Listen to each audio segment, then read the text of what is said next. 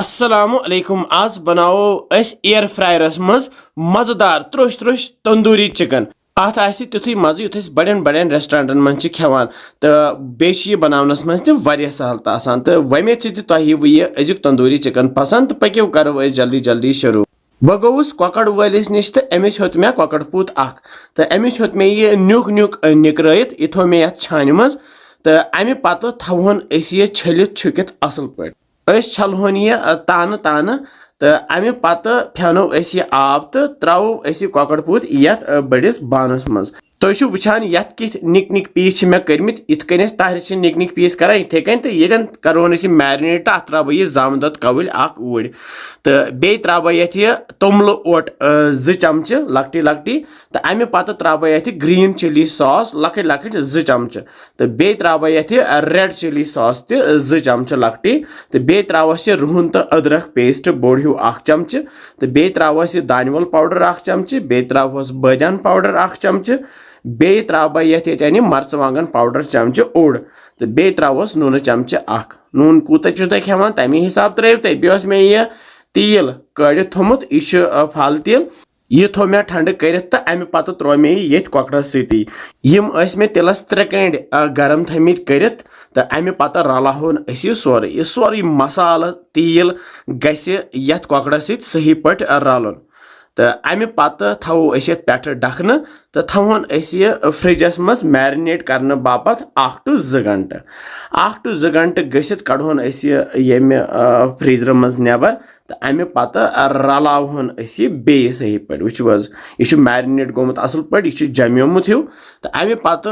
own मे ये air fryer अगर ने एयर फ्रायर आस तो हेक्यू यह सिनन पे या तंदरस मज बनत यह तंदूरी चिकन तो अमे पत कोड़ मे ये एयर फ्रायर मज यह बान तो यथ पे थव बह यम कॉकड़ तान सजाइत यम थवोक तह तह लगित यथ नेरन 2-3 लिव तो करहोक अके लिव तैयार तो अमे पत बर बह यह बान ये एयर फ्रायरस मज पे कर बह टाइम सेट यथ थव बह 30 मिनट टाइम सेट कर तो अकिस हतस तो 65 डिग्रीस पे करन बह यह वन तैयार गोनेथ प्यारो 10 मिनट तो 10 मिनट गसित खोलहोन यह नेबर वह यह तैयार गसान तो अमे पत दिमो फ्यूर तो फ्यूर दिथ त्रोहन बे अथ मज तो करहोन बे 10-15 मिनटन तैयार तो वह सोन तंदूरी चिकन वन जबरदस्त पे गोमुत दोनों साइडो तैयार तो वुचान कि यथ मज क्युत बजन आमुत यिथकन तंदरस मज तैयार करान बिल्कुल यह अकि किस्मुक लकुट तंदर तो यम कड़ मे यथ प्लेटस पे तो यपर त्रो दयम लिव थवो यथ त्रित तो थवो बे एयर फ्रायरस मज तो थवो बे टाइम यथ सेट कर यिथकन गोनिच लिव बनो इथे कन बनावन यह लिव तो अमे पत बचे यीजहन यह 3 लिव अमे पत जोल मे यह इंडक्शनस पे थो मे यह स्टैंड तो स्टैंडस पे थवक बह यम पीस अत दिमो दुह वन यिथकन तंदूरी चिकनस दुह मज आसान इथे कन गस